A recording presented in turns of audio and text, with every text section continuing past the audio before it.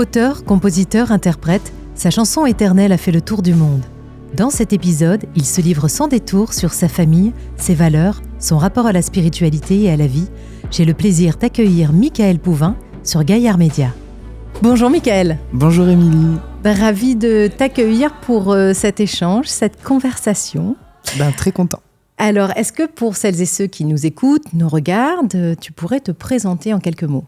Je suis Michael Pouvin, je suis auteur, compositeur, interprète. Je suis réunionnais, fier de l'être et amoureux de la musique, passionné, amoureux de mon métier. Amoureux de ton métier, oui. Justement. Si tu n'avais pas été chanteur, quel métier tu aurais fait ? Je suis passé par plein de choses depuis tout petit. J'ai à un moment voulu être styliste parce que je dessinais beaucoup. J'ai voulu être professeur des écoles. Et puis, j'ai commencé des études Bon, j'ai fait du droit, mais c'était vraiment pas pour moi. Et j'ai commencé des études d'assistance sociale. Donc, je pense que c'est le rapport à l'autre, l'aide par rapport à l'humain. Mais c'est une question compliquée. Je sais pas en vrai ce que j'aurais pu faire, mais en tout cas, quelque chose qui est en lien avec l'humain. Quelque chose qui est en lien avec l'humain. On l'entend d'ailleurs dans tes chansons. Tu aimes cette connexion avec l'autre. Et quand tu étais enfant, t'as pas voulu faire des métiers type vétérinaire parce que tu aimais les animaux, policier parce que tu aimais faire la justice. Vétérinaire, ça m'est passé par la tête. Ce qui est drôle, alors, je crois que ce qui m'a fait changer d'avis, c'est que quand j'étais petit, je pensais que vas-y, on va ramener les animaux pour que je les soigne, mais je pensais que j'allais les garder chez moi, que j'allais garder tous les animaux. Donc, quand j'ai su que c'était pas le cas, j'ai changé. Sympa pour les parents. Je ramène la sphère. Qu'est-ce qui te faisait rêver dans le fait de devenir chanteur ? Je pense qu'au tout début, avant même de l'expérimenter, c'était le côté scène qui faisait rêver. Je m'imaginais chanter dans la salle de bain ou devant un public. Et très tôt, ça me mettait des étoiles plein les yeux d'imaginer ça, d'avoir ma petite scène à moi. Donc, je me faisais mon petit monde avec mes petites peluches sur le lit. Je faisais mes petits concerts déjà. J'écrivais mes petits spectacles. C'est voilà. génial. Ça a commencé comme ça, en vrai. J'écrivais beaucoup de...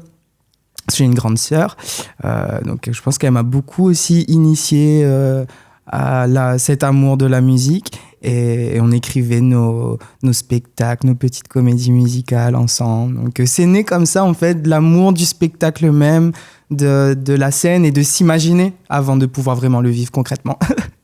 Donc à la maison déjà, un univers de spectacle partagé avec la famille. Oui, c'est ça, c'est exactement ça. Hein. Donc là, on oblige un peu les parents à s'asseoir et à regarder la représentation. Donc, c'est ça. Mais j'adorais faire ça. Écrire, déjà assez jeune quand même, assez tôt, écrire des pièces de théâtre, des comédies musicales, imaginer des chansons, des musiques. Après, quand on a grandi aussi avec les Disney, comme je dis, ma sœur, elle m'a bien mis tout ça dans la tête aussi, donc j'ai un peu suivi. Alors, tu parles de ta sœur, tu parles oui. de ta famille. J'aimerais bien, moi, justement, savoir dans quel environnement familial tu as grandi, avec quelles valeurs ? Je crois qu'aujourd'hui, je peux avoir beaucoup de reconnaissance et de gratitude d'avoir été élevé dans une famille où on a partagé vraiment beaucoup de valeurs sincères, d'amour, de solidarité, d'entraide. Puis, des parents qui ont toujours... cru en nous et qui nous ont toujours poussés, déjà avant tout à l'école, parce que c'était un peu compliqué de ramener de mauvaises notes à la maison. Un peu strict là-dessus, mais aujourd'hui, on peut que les remercier d'avoir été comme ça. Mais en tout cas, toujours beaucoup d'amour. Mon père, c'est un malbar, même c'est un prêtre malbar, et ma mère qui était catholique. Donc très tôt, aussi... En plus de ça, cette richesse spirituelle, cette curiosité. Donc, je pense que j'ai grandi avec cette richesse-là. Amour, bienveillance, tolérance. Oui. Même si, comme dans toutes les familles, je pense, à certains niveaux, c'est pas toujours évident. Et arriver à l'adolescence, on fait nos petites crises ou nos grosses crises. Il y a des questionnements aussi. Les parents ne sont pas forcément toujours d'accord avec certains choix, mais c'est l'amour qui est toujours ressorti de tout ça. Du coup, quand je t'entends parler, je m'interroge, je me dis, tu as été riche de toutes ces valeurs, tu as grandi avec ces valeurs qui font partie de ce que tu es, de ce que tu représentes aujourd'hui. Quelle est ta philosophie de vie ? C'est une belle question et à la fois compliqué de répondre, mais je pense que ça rejoint un peu ce qu'on s'est dit. C'est l'amour, même si ça peut paraître très, très mignon, très, très bateau dit comme ça, mais je pense qu'on a tous besoin de ça. La philosophie de vie, je pense que c'est bien aussi de se dire qu'elle peut changer, évoluer au cours de la vie, d'apprendre que plus le temps passe, à quel point c'est important de s'aimer soi aussi, déjà, d'abord, avant toute chose, avant de pouvoir prétendre aimer l'autre et surtout s'accepter, autant sa part de lumière que sa part d'ombre, autant ses démons, je dirais même, arriver à les apprivoiser. Moi, c'est quelque chose sur lequel je travaille depuis longtemps. C'est pour ça que je dis que ça évolue. J'étais peut-être pas le même il y a 2 mois. Et on apprend. Les expériences de la vie nous forgent énormément. Et je pense que c'est important de s'en enrichir et elles nous font grandir. Exactement. Et je pense même si c'est pas du tout agréable de se casser la figure et de vivre des expériences compliquées, quelles qu'elles soient, comme tu dis, ça nous fait grandir et c'est nécessaire. Voilà. Quelles sont les petites choses simples qui te rendent heureux au quotidien aujourd'hui ? De plus en plus de simplicité, figure-toi. Passer une après-midi à aller voir maman boire un café avec elle, se raconter un petit peu nos vies, faire un petit peu de mise à jour. Ça, il n'y a pas de plus grand bonheur. Dîner avec mes parents parce que le temps passe. On se dit que le temps file. Des fois, je suis là, je dis, mince, est-ce que je profite assez des miens, de mes proches ? Et je pense même pas suffisamment. Et on devrait savourer chaque seconde avec les personnes qu'on aime. Donc voilà, je pense que vraiment ce qui me rend heureux, moi, c'est de voir les gens que j'aime, les voir heureux aussi en bonne santé. Mais comme je te parle de choses simples, regarde là, on a une belle vue, les gens ils voient pas, mais on a une très belle vue. un beau coucher de soleil, par exemple. Moi, c'est quelque chose qui m'apaise. Et puis, écouter de la bonne musique, bien évidemment. Ah oui, la base, la musique, voilà. La base. Quand tu t'es présenté tout à l'heure, tu as oublié de préciser, surtout pour celles et ceux qui ne te connaissent pas, les Réunionnais t'ont découvert dans Runstar. Les métropolitains t'ont découvert dans The Voice. Qu'est-ce que ce départ de Lille t'a apporté, que ce soit en positif ou en négatif ? Waouh, ça a été clairement une des expériences les plus enrichissantes de ma jeune vie, petite carrière jusqu'à présent. C'était vraiment un rêve d'enfant. J'aurais pas imaginé que ça puisse vraiment m'arriver, que je puisse me retrouver derrière ces fauteuils-là et me dire, là, il y a Florent Pagny, il y a tous ces grands artistes, ces grandes stars, et de pouvoir faire mon bout de chemin dans cette aventure. Donc, que ce soit l'audition à l'aveugle dans l'équipe de Florent Pagny, puis continuer l'aventure, la battle et faire un direct. Voir un peu ce monde immense, la fourmilière que c'est. Tu sais ce que c'est pour avoir participé à la Star Academy. C'est un autre monde. Et c'est impressionnant. Moi, ce que j'ai fait de mon mieux, en tout cas pour me servir de cette expérience comme un bagage positif pour la suite et essayer, dès lors que tu quittes l'émission, de surfer un peu sur la vague, mais de pas trop tarder, d'essayer de bien s'entourer. Et ça a été compliqué pour moi au début. Ça a été très compliqué de savoir bien m'entourer. Et voilà, j'ai eu les expériences que j'ai eues, mais pareil, il fallait que je passe par là pour mûrir, pour grandir, pour comprendre un peu comment ça se passe. Ce milieu, l'industrie musicale, les acteurs de l'industrie musicale, c'est quoi vraiment le rôle d'un manager, d'un producteur, c'est quoi qui différencie, c'est ça qui fait quoi, comment je peux m'entourer au mieux. Donc j'étais revenu après l'émission et je suis reparti à Paris. J'ai fait 1 an là-bas pour présenter mon premier album à l'époque, Karma. Il y a eu du bon, il y a eu du moins bon. Tu te prends d'énormes claques, mais tu te rends compte vraiment de ce que c'est, à quel point j'ai pu dans le passé, par exemple, énormément idéaliser les maisons de disques. Mon rêve, c'était je veux être chez Warner ou je veux être chez Universal, chez Sony. Et j'ai eu parfois des opportunités où c'est passé de près, vraiment de près. Et qu'est-ce qui est pire, des fois tu te demandes, c'est de ne vraiment pas le vivre ou c'est que tu es là à 2 doigts de pousser la porte et que finalement, en un coup de fil, on t'appelle et on te dit « Ah ben, en fin de compte, ça va pas le faire. » Et ça te passe sous le nez et t'as juste tes 2 yeux pour pleurer et ta tête contre la vitre et regarder la neige à Paris et dire « Bon, c'est quoi ma vie maintenant ? C'est quoi la prochaine étape ?» Et puis j'étais mal entouré. Ça a été important pour ma santé mentale que je rentre à La Réunion. Et ça a été le plus beau choix de ma vie aussi de rentrer parce que c'est de là que sont nées plein de belles choses.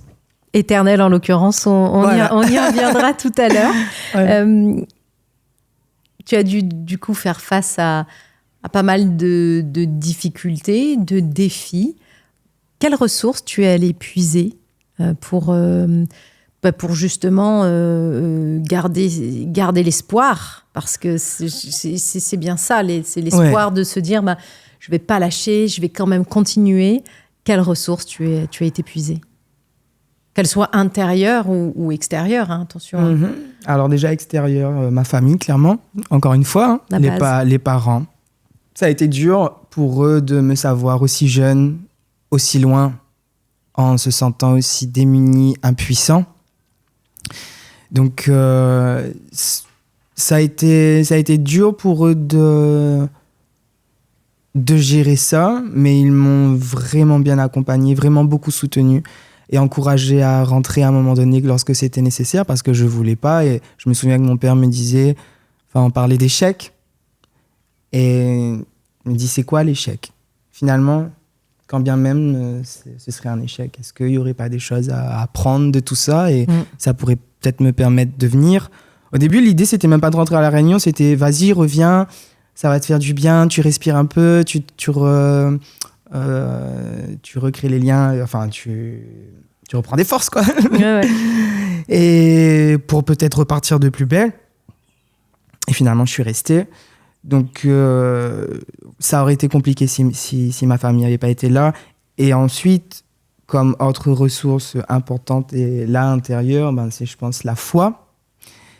Et non pas seulement la foi en quelque chose d'extérieur, mais même la foi en moi-même, donc, qui était nécessaire, la foi en soi-même, la foi de croire en ses rêves, en fait, tout simplement. Parce que pour moi, malgré tout, c'était inconcevable d'abandonner. Et je pense que ce sera toujours comme ça. Quoi qu'il m'arrive, je ne voudrais pas faire autre chose. La vie, en tout cas cette vie-là, est courte. Le temps passe vite et je n'ai pas de temps à perdre pour me morfondre et penser à autre chose. Et j'ai envie vraiment de donner tout ce que j'ai, corps et âme, pour aller vers ce rêve-là et faire de la musique, tout simplement. C'est tout ce que je veux faire. Donc on continue. Et j'ai continué. Vivre, tout simplement. Oui, vivre. C'est ça, vivre. Alors, tu parlais de foi. Quand tu nous as expliqué tout à l'heure que ton papa était prêtre malbar, ta maman est de confession catholique. Quand on grandit dans un univers familial comme ça, où il y a une tolérance, une bienveillance de part des confessions différentes, comment on se positionne, puisque tu as la foi? Comment tu te positionnes? J'imagine que tes parents étaient très tolérants déjà entre eux, dans leur couple, mais également vis-à-vis de vous, leurs enfants. Mais toi, comment tu t'es positionné, comment tu t'es construit, comment tu as construit ta spiritualité, justement, dans cette... c'est passionnant. Très tôt, avec ma sœur aussi, je pense, mon petit frère, on a tous fonctionné comme ça, à se poser plein de questions. Dès l'adolescence, tu vois ton papa prier, pratiquer d'une certaine façon et ta maman d'une autre. Toi aussi, t'es dans les deux. C'est aussi notre richesse à La Réunion, d'avoir pour beaucoup cette double, triple culture. Donc, qui nous apprend aussi le savoir-vivre, la tolérance. C'est aussi une sorte d'intelligence, je dirais, une espèce d'intelligence spirituelle ou même émotionnelle, je sais pas. Mais en tout cas, très tôt, ça te fait poser des questions et bien évidemment, ça te fait développer ta propre foi à mesure que tu grandis vers l'âge adulte et que tu mûris, que tu prends en maturité et que tu as besoin d'avoir tes propres convictions pour toi-même. Je pense que c'est ça qu'on peut appeler la spiritualité, c'est ton lien avec cette dimension-là de la vie, mais c'est un lien qui est, à mon sens, personnel et qui m'a fait peut-être un peu plus éloigner sans aucun jugement, mais de règles religieuses ou un peu plus dogmatiques, je dirais, et de plus retrouver de liberté dans ma foi. Et je suis très content parce que ça avait pu quelquefois même poser des problèmes d'entente. Il fut un temps avec ma mère où on n'avait pas forcément les mêmes croyances et les mêmes avis sur certains aspects. Et aujourd'hui, comme quoi, on ne cesse d'évoluer. Et moi, j'évolue, mais à tout âge, on évolue. Elle aussi, elle évolue. Et on arrive à se retrouver. Et aujourd'hui, on échange beaucoup, spiritualité, méditation, tout ça. Donc, c'est plutôt cool. Tu parles de méditation. Oui. J'aime bien parce que tu me t'empiles les perches qu'il faut. Super. On parle méditation, justement. Tu viens de nous parler méditation. Oui. Tu as dévoilé sur les réseaux sociaux il y a quelques mois que tu t'étais formée à la méditation comme coach de méditation. Comment tu en es un petit peu arrivée à cette pratique? Est-ce que ça fait partie de ta pratique de la spiritualité? Ça a été un cheminement, justement, par mon éducation. Très tôt, ça m'a intéressé. Même quand tu as un papa malbarbe, l'Inde, par exemple, c'est un pays qui te passionne, que je rêve d'ailleurs de visiter, et où c'est très commun, la pratique de la méditation, du yoga, c'est courant, c'est habituel. Donc ça m'a très souvent passionné. Et je sais que parallèlement, je fouillais un peu dans les livres de maman de développement personnel à l'époque. Donc, tout ça, je pense que ça participe aussi à mon développement, à ma façon de voir les choses, une certaine dimension de la vie. Et j'ai appris au fur et à mesure à essayer tout simplement, me dire pourquoi pas, ça commence par essayer de s'asseoir, de respirer, de se détendre, c'est quoi la méditation vraiment, jusqu'à ce que ça devienne une pratique régulière, quotidienne dans ma vie. Et aujourd'hui, c'est un outil très pratique. Après, il y a plusieurs formes de méditation, je veux dire, on peut admirer ce magnifique horizon, on peut regarder une magnifique fleur, une lumière, une bougie, ou simplement se poser et respirer. Méditer, c'est tout simplement prendre le temps de se connecter à soi. Là, il n'y a pas une façon de faire, une règle, un livre qui apprend la méthode pour la méthode pour être heureux. Là. Donc finalement, malgré ma passion pour le développement personnel, etc., je continue encore à évoluer ma façon de voir les choses, où je suis moins dans « Ah, il y a une façon, genre les 10 règles pour Non, en fait, on apprend tous les jours. Et il y a des fois où je médite, des périodes où je médite et des périodes où je médite pas. Quand t'arrives pas, t'as pas le cœur, t'as pas l'envie, ça va pas. Par exemple, personnellement, cette année, ces derniers mois ont été un peu compliqué pour moi sur le plan personnel. Donc bien sûr que ça aide, mais des fois t'as pas envie. Bah oui, t'avais pas forcément la tête à ça non plus. Voilà. Oui, je pense que le plus important, c'est aussi être à l'écoute de soi avant tout. C'est important. Tu disais tout à l'heure que ne serait-ce que d'être assis et d'être à l'écoute de soi, de respirer, c'est une forme de méditation. Parce que je sais qu'il y a plein de gens qui se disent méditation, là, il faut m'y mettre à moi. En mode, les jambes pliées en mode Bouddha, tout ça, là. Aïe, ça va être compliqué. Non, mais justement, pas du tout. C'est pour ça que les gens, ils s'imaginent trop le côté, je sais pas comment, un peu cliché, non voilà, du moine. C'est ça. Alors que non. Et en vrai, la méditation, c'est quelque chose de très... Et moi, ça me passionne tellement que j'aime aussi j'adore faire le lien avec le côté scientifique aussi et très terre à terre. C'est prouvé scientifiquement que la méditation participe à notre bien-être.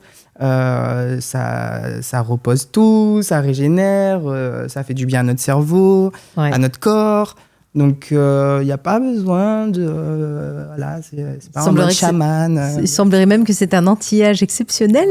Ouais, mais j'en doute pas, parce que je pense que mieux tu te sens dans ton toi-même, dans ton esprit, ça se reflète. Donc, voilà. Alors, une formation de coach en méditation, c'est donc pour accompagner des personnes. Quelle est la suite que tu vas donner un petit peu à tout ça ? Je pense que je vais y revenir et que justement, j'ai eu besoin aussi de mettre à un moment donné ça en stand-by, là, ces derniers temps. C'est un nouveau défi que je me suis lancé. Novembre 2023, je décide, un peu sur un coup de tête, d'approfondir en fait cette passion, cette envie de savoir en fait. Donc j'ai suivi une formation qui avait pour but à l'issue de tout ça de te délivrer une certification en fait de professeur de méditation. C'est-à-dire que maintenant je suis capable d'enseigner plusieurs façons de méditer, plusieurs pratiques de méditation. Et ça a été un voyage passionnant d'apprendre aussi comment on peut méditer dans différentes cultures, parce que tu as la méditation au Japon avec le zen, en Inde, il y a même dans la religion catholique, la prière est une forme de méditation. Donc ça a été passionnant et c'était vraiment à la base un défi personnel. Je me suis pas dit, bon ça y est, je me lance, j'arrête la musique et maintenant je vais devenir faire que ça. Mais je me suis lancé ce défi. Donc j'ai obtenu ce certificat. Donc j'ai créé récemment une micro-entreprise d'ailleurs qui s'appelle Case Méditation, mais je pense que j'y reviendrai bientôt quand je me sentirai prêt. Donc on l'a compris, des projets dans la boîte en cours. Oui, il y a plein de choses, il y a plein de projets. Et voilà, on y reviendra. Michael, pardon. Oh, quelle familiarité, n'est-ce pas ? Je t'en prie, vas-y, c'est bon. Oui, bon, on se connaît un petit peu. Oui. Alors, Michael, c'est quoi le bonheur pour toi ? Mais je me pose tous les jours cette question. Et de plus en plus, ouais, cette année, avec des expériences compliquées, tu finis par te demander, en fait, qu'est-ce que tu veux ? C'est quoi le bonheur ? Il est où le bonheur ? Oui, Christophe Maé, dis-nous. Mais c'est quoi le bonheur ? Je pense qu'on a tous besoin d'une certaine sérénité intérieure. Déjà, je pense que ça doit commencer par soi, vraiment d'avoir cette paix, cette espèce d'alignement. Parce que moi, je sais peut-être encore mieux ce qui n'est pas le bonheur. Et ce qui n'est pas le bonheur pour moi, c'est quand je me sens complètement à côté de mes pompes et pas aligné, ni avec mes valeurs, ni avec ce que je veux vraiment. J'ai l'impression que agir de cette façon ne va pas m'aider à réaliser mes rêves ou à être heureux. Donc je pense que déjà, ça commence par, si on devait mettre un petit 1, même si j'aime pas les 10 clés du bonheur et tout. Mais c'est important d'être en paix avec soi-même. De s'affirmer, d'être qui on est.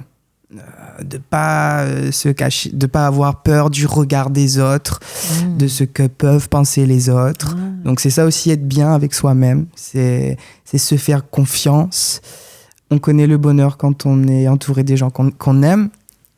Et moi, à chaque moment, et de plus en plus que je vis des moments comme ça, c'est pas que j'essaye d'intellectualiser et tout, mais je conscientise quand même que c'est chouette quand même d'être entouré, de juste partager un repas avec sa famille ou avec ses amis, parce que des fois nos amis aussi peuvent être notre famille. Et être bien que soi-même, être entouré des gens qu'on aime, et je pense qu'il y a une notion de liberté aussi. La liberté, c'est le bonheur. La liberté. Et je pense que c'est quelque chose auquel j'aspire, cette liberté de pouvoir être qui je suis et de faire ce que je veux, comme par exemple mon métier. Si je te suis aussi, c'est une forme d'alignement. Oui. D'alignement dans tout ce qui constitue ton être et ton environnement, quelque part. Oui, parce que sinon c'est le bordel et c'est pas le bonheur. mais oui, la notion d'alignement, je pense qu'on peut la garder. Ta pratique de la méditation, je reviens un tout petit peu sur, on en parlait tout à l'heure. Qu'est-ce qu'elle apporte à ton inspiration d'artiste ? Je pense que ça m'aide à me connecter à la fois une part de moi-même, et je pense à ce fameux mystère qui nous dépasse, qu'on appelle comme on veut, hein. On sait, l'univers, j'aime bien dire Dieu aussi, mais je pense que ma façon de vivre ma spiritualité, par exemple la méditation, m'aide à ça, à me connecter à cette part-là. Cette part de divin ? Oui, merci, c'est exactement ce que j'allais dire, qui, pour moi, m'aide souvent dans mes inspirations. Il m'est déjà arrivé de me réveiller d'un coup le soir et de prendre mon téléphone et d'enregistrer une mélodie, un air, parce que l'impression, c'est mes croyances bien sûr, hein, mais le sentiment que ça m'est venu de quelque part, que je n'arriverai pas à expliquer d'où, mais ce truc un peu divin où je me dis non, ça c'est un truc qui me dépasse. Et souvent les gens c'est pas moi qui le dis, mais on m'a souvent dit, au niveau de certains textes ou dans ma façon d'écrire, par exemple sur le texte éternel ou dans les nuages, je prends ça comme exemple, on m'a souvent dit, ça y vient d'ailleurs, ça. Tu vois ? Ça, c'est un truc qui là dépasse à haut, je ne me connais pas, mais ça, il vient d'ailleurs, ça.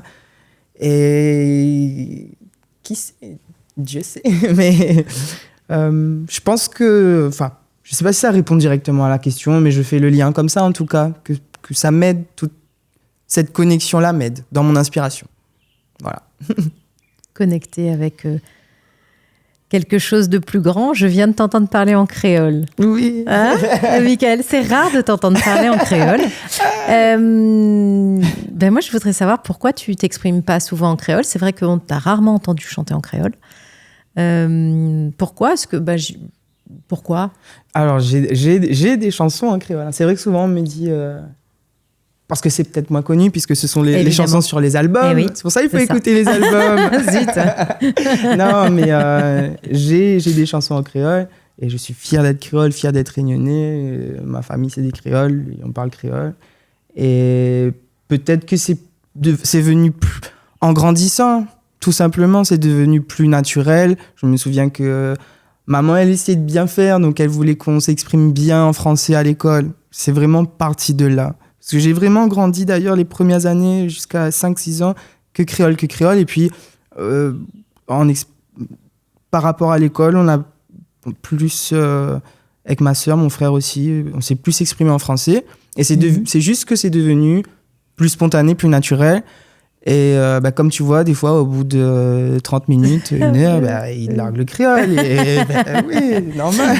Oui, non, mais après, c'est vrai. Mais moi, voilà, c'est ça. Et est-ce que, parce que, tu vois, moi, quand je suis arrivée à Paris, que j'ai eu parce que moi aussi, j'ai une famille créole. Bon, ma maman est métropolitaine, mais mon papa est bien créole et tout. Et c'est quand je suis arrivée à Paris que j'ai eu un besoin, mais comme viscéral, de parler créole. Tu vois, comme pour assumer son identité et pour, aux yeux du monde, la présenter aux yeux du monde. Je comprends trop ce que tu veux dire parce que c'est un peu pareil. Et limite, j'avais un gros accent, moi, quand j'étais là-bas. Genre, vraiment, là, mon gros accent, il ressortait plus la façon de dire le « et » comme ça. Et pourquoi, je sais pas, mais ça rejoint exactement ce que tu dis. Alors que quand je suis ici, on me dit, on dirait pas, t'as pas forcément d'accent et tout. Alors que là-bas, machin, tu vois, là, l'accent, yab chouchou, parce que maman vient du tampon. Et c'est ça, cette envie d'affirmation d'où on vient. Et justement, peut-être ça, c'est ça, je pense aussi, qui prouve notre fierté d'être créole et de venir là d'où on vient. C'est ça. En quoi ta culture et justement tes origines réunionnaises et notre culture, notre multiculturalisme, notre pluriculturalisme influence ta musique? Moi, je trouve que ça influence énormément. C'est extrêmement riche. Ça participe beaucoup à ma musique dans le sens où il y a cette ouverture immense. Déjà par rapport à... Si je dois juste parler de l'Inde, par exemple, où si on écoute vraiment mes albums, on va de temps en temps retrouver une petite façon de chanter ou des petites sonorités un peu orientales. Y a le côté spirituel aussi dans les textes. Et il y a ce côté éclectique, très divers, généralement pop et variété française, mais qui quand même, je pense quand même, ne pas... Peut-être c'est moi qui veux pas, mais j'ai pas envie de me mettre dans une case. Et je trouve que être réunionnais, c'est une richesse pour les artistes et ça peut que rendre curieux, en fait. Moi, j'écoute plein de styles de musique différents, de tout horizon. Enfin, vraiment, c'est hyper varié. Et toi, alors? Comme la Réunion. Oui, non, mais c'est ça.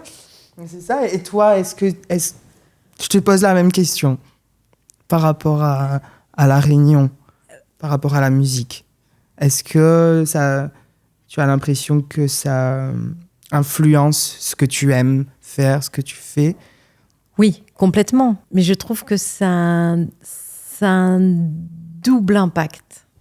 Et qui peut même être tranchant à certains moments. C'est-à-dire que justement, tu disais à l'instant, tu écoutes beaucoup de musique, t'es inspiré et attiré par beaucoup de styles. Mais comme nous, et malheureusement, on est dans une société où on aime bien mettre les gens dans des cases. Totalement. Tu sais. Et moi, c'est ce qui m'a toujours un petit peu, pas porté préjudice, mais un petit peu ennuyée dans mon évolution, qu'elle soit musicale ou même ou autre. C'est que on a envie de s'exprimer de différentes manières. Et la société dans laquelle on évolue, c'est cette volonté de toujours mettre les gens dans des cases. Ah non, mais tiens, tu fais de la pop, faut faire de la pop. Non, tu fais du rock, faut faire du rock. Non, tu fais du jazz, faut que tu fasses du jazz. Et dès que tu arrives avec quelque chose de plus métis, tu vois, c'est toujours un petit peu compliqué. Donc moi, bien évidemment que ça m'inspire et ça m'inspire au quotidien, même dans ma pratique de la spiritualité, de ce que je fais, de ce qui m'inspire. Mais je trouve en même temps, tu vois, que ça peut avoir un double tranchant. Et je ne sais pas ce que tu en penses. Je suis totalement d'accord avec toi. Il faut que malgré tout, on fasse ce qu'on a envie et qu'on puisse montrer cet exemple. Et j'aurais jamais pensé, par exemple, à l'époque d'Éternel, on y reviendra, tu vois, mais faire une chanson, un piano-voix, variété française à La Réunion et que ça fonctionne. J'ai sorti aussi des titres un peu plus pop. Mon album et mes albums sont assez variés. L'année dernière, j'ai sorti un titre qui s'appelle Braise, où on est sur un truc un peu plus chaloupé, un peu plus sensuel, un peu plus compas. Pareil, j'ai osé. Récemment, j'ai fait un duo avec Pixel, My Time, là c'est un peu plus urbain encore. Donc, j'entends ce que tu dis, oui, c'est à double tranchant. On préférerait se dire que non, Demonny aime ça, ce style-là, donc il faut se cantonner à ça, parce que si demain je fais autre chose, ils ne vont plus suivre. C'est ça. Mais non, en fait. Oui, non. c'est ça. Et je pense pas être pionnier de quoi que ce soit et de parvenir à prouver quoi que ce soit. Mais en tout cas, moi, j'ai cette volonté de faire ce que j'ai envie de faire. Et j'ai plutôt l'impression que jusqu'à présent, si ton public t'aime, il te suit. Voilà. Oui, tu as raison. Alors, on va pas en parler tout à l'heure d'Éternel, on va en parler maintenant. Pour rappel, tu as fait des millions de vues sur cette chanson. Tu es même écouté aux États-Unis. Hein, si je ne m'abuse, c'est bien ça. Hein. Plein de temps. Voilà, à travers le monde, mais c'est quand même exceptionnel puisque je crois qu'il y avait eu un concours de chant d'ailleurs aux États-Unis. Alors ça, c'était sur le titre Près des étoiles. Ah, c'était Près des étoiles. Bon, j'ai maillé, pas grave. C'est pas grave, c'est pas grave. C'est éternel, près des étoiles. Je suis éternellement près des étoiles. Tu m'as suivi. Bon alors, Éternel, qui est le titre qui t'a fait connaître, et d'autres titres qui ont suivi, comme Près des étoiles. Voilà, j'aimerais savoir, c'est quoi pour toi la définition du succès ? C'est très drôle. Il y a 2 jours, je me posais cette question. Alors, bien évidemment, le succès, ça peut être cette reconnaissance de ton travail, la reconnaissance de tout ce par quoi tu es passé, la reconnaissance de ce que tu as à proposer. J'ai pas envie d'être prétentieux de dire la reconnaissance de ton talent, mais ça, c'est le succès. Mais le succès, c'est aussi... En ce moment, je reçois particulièrement pas mal de témoignages suite à la sortie de mon titre Écho, qui parle de moments difficiles, ça parle de rupture. Et des gens qui sont vraiment venus me parler pour me dire à quel point ça les aidait, à quel point ils avaient pu se reconnaître. Alors ça peut être ce titre ou d'autres, mais tu sais, quand quelqu'un vient te voir, te regarde dans les yeux et te dit « Vous savez quoi ? Vous m'avez aidé, vous m'avez sauvé à ce moment-là de ma vie. » Parce que c'est cette chanson-là que j'avais besoin d'entendre, c'est ces mots-là, ce message-là, et ça m'a fait du bien. Quand la personne te dit ça, ça te remplit, et ça, pour moi, c'est ça le succès. C'est voilà, au-delà de la reconnaissance, d'aller en tournée à droite, à gauche. Mais c'est génial, hein, tout ça. Hein. Ça fait aussi partie du succès, cette réussite-là. Mais la réussite, vraiment, le succès profond pour moi, c'est ça. C'est quand les gens viennent te dire « Tu m'as aidé, ta musique m'a fait du bien, ta musique m'a réconforté. » Parce que là, tu te sens sur ton bon chemin, dans ta bonne mission, et tu te dis... Tu sers à quelque chose, au moins, sur cette terre. Tu mets au moins ta petite pierre à l'édifice et c'est ta façon à toi de donner de l'amour, c'est ta façon à toi d'aider, d'être utile et ça me fait sentir utile. Donc, c'est le succès. Et tu penses qu'on est plus heureux quand on a atteint le succès ? Non, je pense pas forcément que ça fasse tout. Maintenant, peut-être que ça dépend des personnalités. Qui sait ? Peut-être que d'autres personnes n'intègrent même pas le mot succès dans leur vie. Moi, oui, dans le sens où je suis un rêveur, j'ai envie d'aller le plus loin possible, j'ai jamais envie de m'arrêter. Je souhaiterais que ça dépasse encore plus les frontières. Donc, oui, pour moi, c'est une part du bonheur parce qu'à chaque fois que j'ai pu gravir des paliers et aller plus loin dans mon parcours musical, ça m'a fait me sentir plus heureux. Donc, donc pour moi, oui. Mais encore une fois, on parle de succès dans ce domaine, mais le succès peut être tellement ailleurs aussi. Et il peut être... Oui, puis comme tu disais juste avant, c'est la satisfaction aussi que tu donnes aux gens. Oui, qui pour toi te rend heureux forcément. Donc, c'est ça. Si tu pouvais changer une chose dans le monde dans lequel on vit aujourd'hui, avec tout ce qu'on entend et ce qu'on voit, qu'est-ce que ce serait ? Moi, il y a un truc pas qui me fait peur, j'aime pas parler comme ça, mais les gens, on se comprend plus, j'ai l'impression qu'on se comprend plus. Ouais. Chacun donne son avis. c'est pas qu'il y a trop de combats, mais on t'accuse aussi de pas mener certains combats.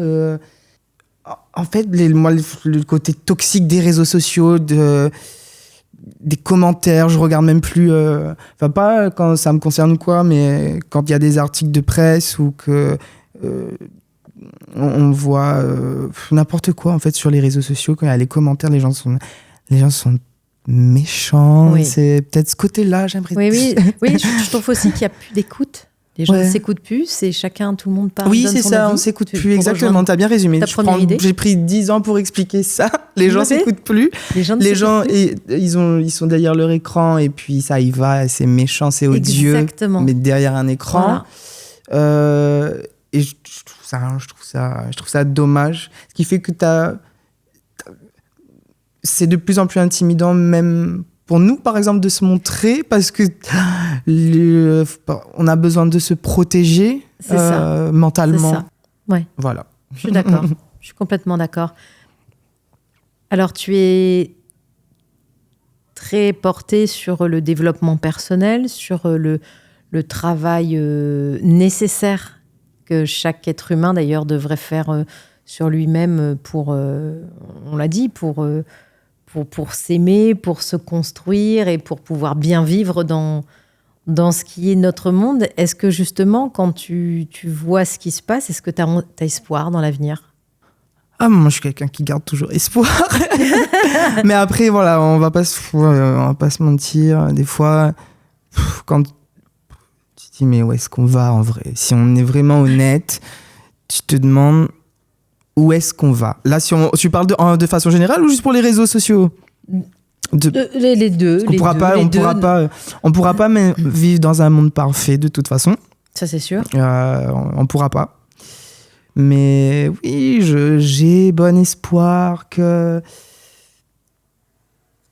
tant de choses évoluent et qu'on puisse s'éveiller sur ce dont il y a besoin de s'éveiller. Et justement, pour atteindre cet éveil dont tu parles, pour toi, quelles seraient les clés ? Est-ce que tu as une idée ? C'est compliqué parce que très honnêtement, tu sais, c'est comme je te disais tout à l'heure. Pour moi, la méditation, c'est un outil. La prière aussi, c'est un outil. Et d'ailleurs, je prie à ma façon. Hein, ça n'a rien forcément de religieux. Mais ce sont des outils qui m'aident. Mais et comme personne en ce monde, je pense que j'ai pas la réponse. Et je pense que ça fait un peu la beauté et le mystère de la vie aussi, c'est qu'on n'a pas la réponse. C'est pour ça que je me protège assez des gens qui prétendent tout savoir. Il faut faire attention.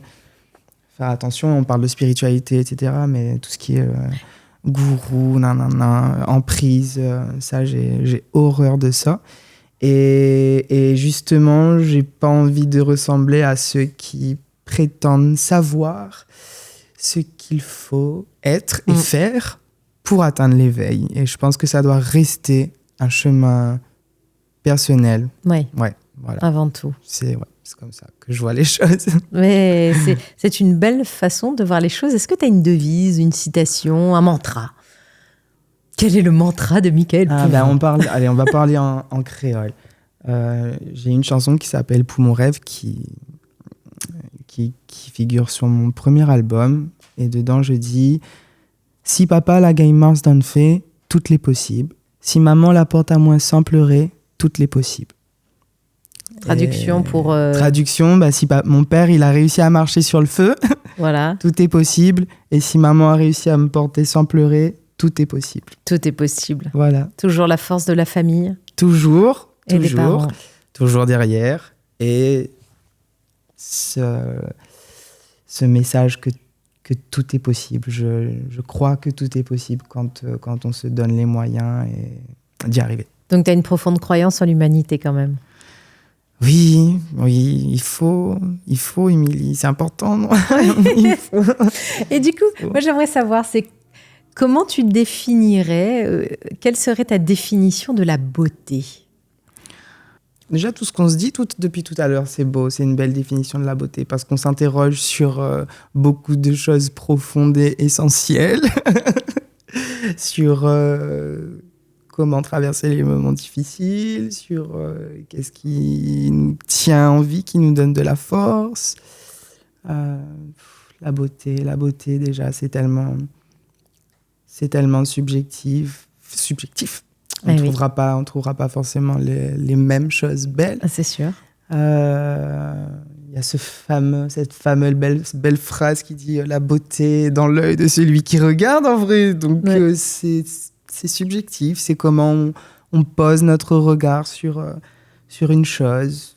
Sur ce qui nous entoure. Sur ce qui nous entoure. L'harmonie qu'on y retrouve, la dimension qu'on y accorde, c'est subjectif, parce que la beauté de quoi aussi, là on parle de quelle beauté? La beauté en général, la beauté de quelqu'un. Si on parle de la beauté de quelqu'un, bien sûr, on pourrait dire que c'est intérieur avant tout, etc. On peut dire tant de choses sur la beauté, mais je pense qu'il y a même des bouquins qui portent ce titre. C'est ça. Mais moi, c'est quoi ma définition de la beauté? Je sais pas, peut-être un chemin de vie où on arrive à un maximum à suivre nos aspirations, à faire le bien autour de soi et être entouré de beaucoup d'amour et partager beaucoup d'amour. Je pense que ça, c'est une belle définition de la beauté d'une vie. Voilà. C'est beau. Je sais pas, parce qu'après, ça peut finir un peu bisounours, mais après, j'assume aussi d'avoir un peu ce côté-là, peut-être. Dis-moi, est-ce que tu as une connexion particulière avec la nature? J'aime beaucoup la nature. Et je devrais passer beaucoup plus de temps en nature que ce que je ne le fais.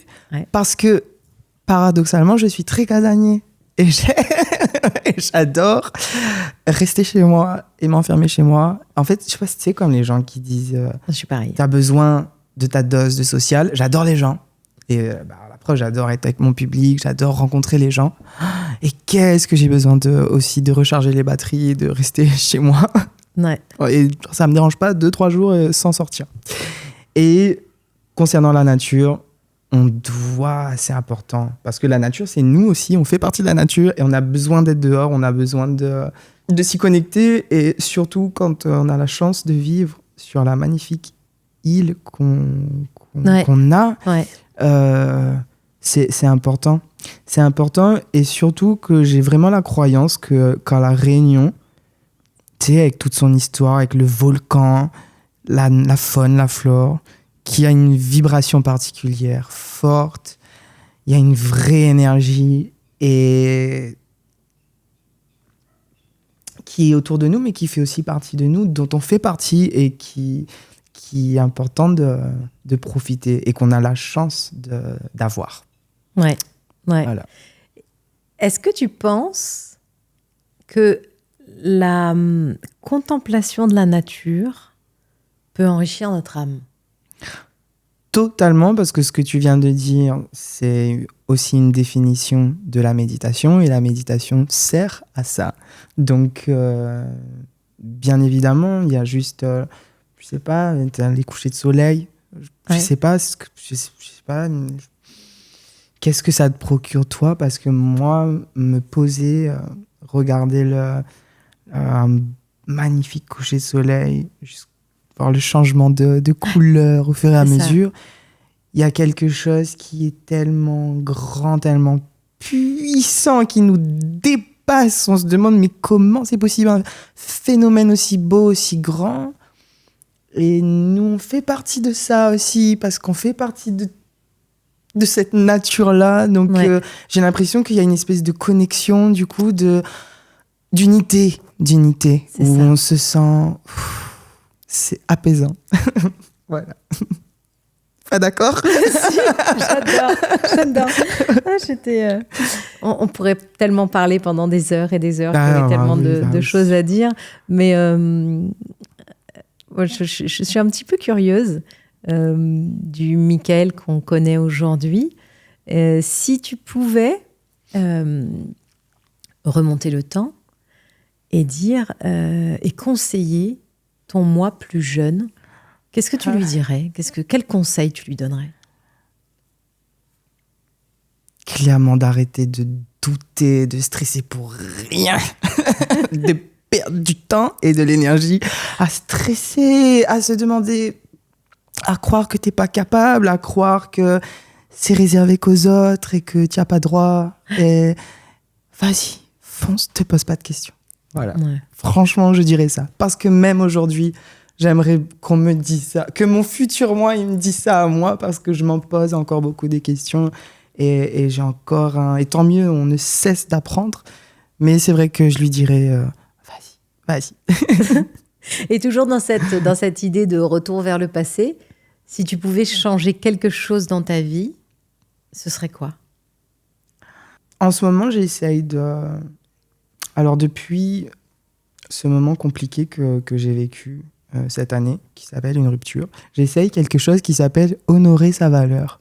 Donc, je dirais, s'il y avait un truc à changer, je dis pas que j'ai pas honoré ma valeur, je dirais peut-être pas assez par rapport à certaines personnes, parfois, où j'ai minimisé ce que je ressentais et qui j'étais. Et j'ai peut-être donné trop de pouvoir à d'autres personnes. Alors qu'on est tous égaux, on est tous pareils, on mérite tous d'être heureux et on mérite tous d'être respectés. Oui, donc plus de pouvoir à l'autre par rapport à toi. Donc quelque part, c'est s'oublier. Ouais, c'est s'oublier, c'est déléguer son pouvoir, c'est se délaisser. Et c'est ça pour moi quand je dis honorer sa valeur. Enfin, c'est tout un tas de choses, honorer sa valeur, mais ça en fait partie. Oui, je comprends. Alors, ce qui est beau, c'est que dans ton histoire, finalement, tu viens de dire que cette année, tu as vécu une rupture. Tu viens de sortir ton titre Écho, qui parle d'une rupture. Est-ce que c'est pas difficile Est-ce que tu as dû prendre le temps d'un travail sur toi avant de pouvoir écrire ces mots sur une feuille blanche? Ou est-ce que tu as écrit cette chanson dans le vif de cette blessure? Tu vois ce que je veux dire? C'est plus dans le vif. C'est plus dans le vif. Pour celle-ci, c'est plus dans le vif. C'était plus dans le vif. Tu as des chansons où, après coup, avec du recul, t'es là, t'as envie de te demander où est-ce que ça t'a amené. Mais des fois, ça doit être brut. Des fois, tu ressens les choses comme ça et t'as besoin tout de suite d'exprimer ce qu'il y a là et qui est douloureux sur l'instant et qui est difficilement exprimable. Et qui a vraiment besoin d'être libéré. Extériorisé. C'est ça, exactement. C'est quoi pour toi la vie heureuse, une vie heureuse et réussie? Ce serait quoi? Faut que je me réfère à, tu sais, le vision board, là, le tableau, tu se connais, avec la loi d'attraction, tu mets tout le truc. Tu mets je veux ça. C'est ça. Allez. Non, moi, ce qui m'intéresse, c'est ta vision à toi. Ma vision à moi. C'est quoi une vie heureuse et réussie pour Michael Pouvin? C'est de continuer c'est de continuer à faire de la musique le plus longtemps possible, d'être entouré de mon public le plus longtemps possible, qui me suivent jusqu'à la fin, que je sois en bonne santé jusqu'à la fin, que les gens que j'aime, que mes parents soient en bonne santé, que mes proches s'épanouissent aussi. Et ouais, d'être bien, d'être en bonne santé, kiffer ma vie, faire de la musique. Et puis voilà. Et si tu devais donner un conseil aux gens pour qu'ils atteignent justement une vie heureuse et une vie réussie, comme toi tu la souhaites pour toi, ce serait quoi? Soyez vous-même et faites-vous confiance. Je connais encore trop de personnes qui doutent, et même parmi mes proches, de gens qui méritent de croire en eux, qui méritent de se laisser cette chance-là, d'arrêter d'autres parasites leur barrer la route Et ça peut être des gens et ça peut être des croyances aussi. Oui. Donc, croyez en vous, croyons en nous, croyons en nous. Croyez en vous. On approche de la fin. Déjà, bah oui. Est-ce que tu aurais une ressource, un livre, un film à nous conseiller sur tout ce dont on a échangé, que ce soit sur la méditation, la musique, la vie en général, ou quel qu'il soit? Il y a un livre, je crois que c'est Frédéric Lenoir, qui s'appelle L'âme du monde, que j'adore, parce que ça regroupe plein de choses et plein de magnifiques enseignements de manière assez universelle, pour que un maximum de monde puisse reconnaître, et qui est très touchant, qui est très encourageant, et qui, pour moi, à une certaine période, a été quelque chose qui m'a fait tenir bon. Je trouve que c'est ce genre de livre qui t'aide à tenir bon, à relativiser, à t'apaiser.